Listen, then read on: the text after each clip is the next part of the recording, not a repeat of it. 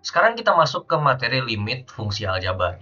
Jadi kita mulai dari pengertiannya dulu nih. Limit fungsi aljabar adalah nilai yang didekati oleh fungsi saat nilai variabelnya itu semakin mendekati angka tertentu. Fungsi ini itu khusus untuk fungsi yang hanya berisi operasi aljabar, seperti penjumlahan, pengurangan, perkalian, pembagian, dan pangkat. Nah, di sini ada bentuk dari limit. Jadi limit dari suatu fungsi aljabar, di mana X mendekati A itu sama dengan nilai L. Nah, selanjutnya itu kita bakal membahas sifat-sifatnya nih. Jadi yang pertama itu ada sifat pertama, itu di mana limit dari K, di mana K itu adalah konstanta, dengan X menuju C itu sama dengan K. Jadi, nilai limit dari bilangan tetap atau konstanta itu selalu sama dengan bilangan itu sendiri. Nah, ini bisa gue gambar grafik. Jadi, misalkan kita punya grafik kayak gini. Sini X, terus di sini ada Fx ya. Nah, kan kalau konstanta itu berarti dia bakal garis lurus kayak gini aja ya. Itulah alasan mengapa nilai limit apapun, jadi X mendekati nilai apapun dari suatu fungsi konstanta, itu hasilnya bakal tetap konstanta. Karena dari grafiknya itu dia cuma garis lurus gini aja gitu loh. Misalkan di sini itu 5 gitu, jadi K-nya itu 5. Jadi nilai limit apapun dengan X mendekati apapun, mau itu pun 1, 5, atau 6 gitu kan, itu nilainya bakal mendekati 5 juga. Akan tetap mendekati 5. Selanjutnya itu ada sifat yang kedua, di mana limit X dengan X mendekati suatu nilai C, itu sama dengan C. Nah, ini mudahnya, itu kalian tinggal mensubstitusi nilai C-nya aja ke fungsi X ini. Contohnya, limit X dengan X menuju 4. Nah, itu hasilnya sama dengan 4. Gitu. Jadi kalian tinggal substitusi aja nilai yang didekati berapa ke rumus X ini. Nah, itu akan sama dengan nilai yang didekatinya. Di sini contohnya itu 4, jadi hasilnya sama dengan 4. Jadi saat X mendekati 4, nilai X-nya juga mendekati 4. Nah, selanjutnya itu kalau misalkan ada suatu fungsi dikali dengan konstanta. Jadi penulisannya itu limit K dikali fungsi Fx dengan X menuju nilai C. Jadi kalau di sini sifatnya itu, konstanta yang di dalam ini, yang pengali fungsinya, itu bisa dikeluarkan dari limitnya. Jadi bisa dikeluarkan di luar limitnya gitu. Seperti di sini. Nah, contohnya ini kayak gini nih.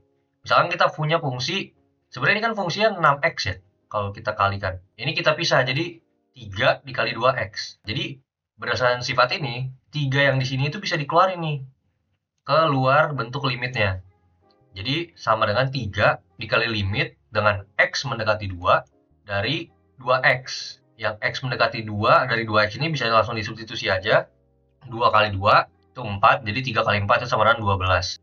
Coba kita lanjut ke sifat selanjutnya, penjumlahan dan pengurangan. Jadi kalau untuk penjumlahan dan pengurangan, kalian bisa mengevaluasi nilai limitnya satu persatu gitu. Jadi misalkan kita punya dua fungsi nih, fx sama gx. Fx plus minus gx gitu kan. Jadi kalian di sini itu bisa evaluasi dulu satu persatu.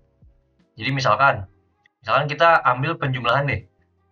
Limit dengan x menuju suatu bilangan c dari fx plus gx. Nah, itu kalian bisa evaluasi dulu limit x menuju c dari fungsi fx doang. Nah, nanti kalian dapat nilainya berapa, terus kalian evaluasi nih, yang limit gx doang sendiri gitu. Jadi, sendiri-sendiri kita mengevaluasinya. Kalau misalkan udah dapat hasilnya, misalkan di sini hasilnya A, di sini hasilnya B, kalian tinggal jumlahkan jadi A plus B. Sama juga untuk pengurangan. Nah, contohnya di sini ada limit x menuju 1 dari fungsi x plus 2 ditambah 3x. Jadi kalian bisa mengevaluasi dulu yang x plus 2 dulu. Itu hasilnya kan nanti jadi ya kalau misalkan kita substitusi sama dengan 1, jadi 1 plus 2 kan, jadi 3. 3 di sini. Nah, terus kalian evaluasi yang fungsi 3x. Jadi 3 dikali 1 kan, kalau kita substitusi ke sini 1.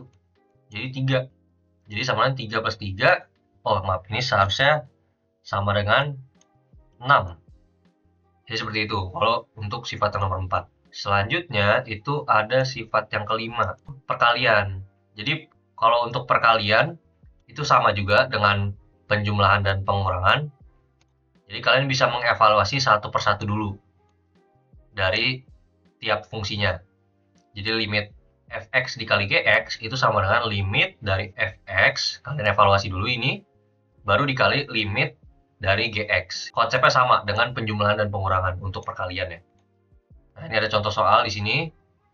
limit X plus 1 dikali X min 1, itu kalian bisa evaluasi satu persatu dulu. Jadi limit X plus 1 dengan X menuju 2 dikali limit X min 1 dengan X menuju 2. Kita evaluasi di sini yang untuk limit yang pertama, limit fx, itu nanti hasilnya bakal sama dengan 3. Nah, untuk yang gx, itu hasilnya bakal sama dengan 1. Jadi 3 kali 1 sama dengan 3. Nah, ini ada yang pembagian. Pembagian itu sama sebenarnya konsepnya juga dengan perkalian, pertambahan, dan pengurangan itu sama konsepnya. Jadi kalian evaluasi satu persatu dari fungsinya.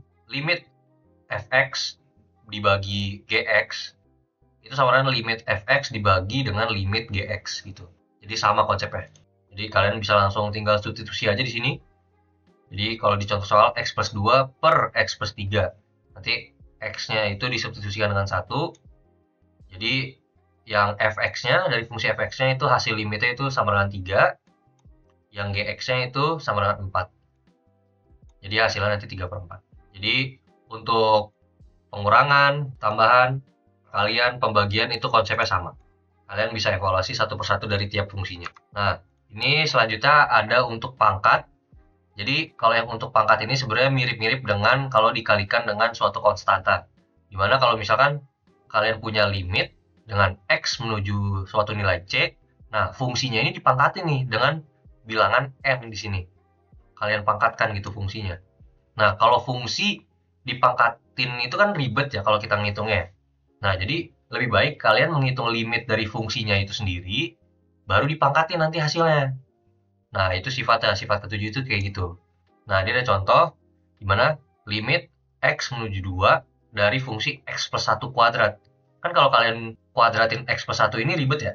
Jadi kalian evaluasi dulu nih hasil limit x menuju 2 dari x plus 1 aja dulu. Nah, kalian evaluasi, kan hasilnya nanti 3 ya. Nah, baru 3 ini kalian kuadratkan. Jadi hasilnya 9. Nah, ini sifat yang terakhir, itu sifat akar.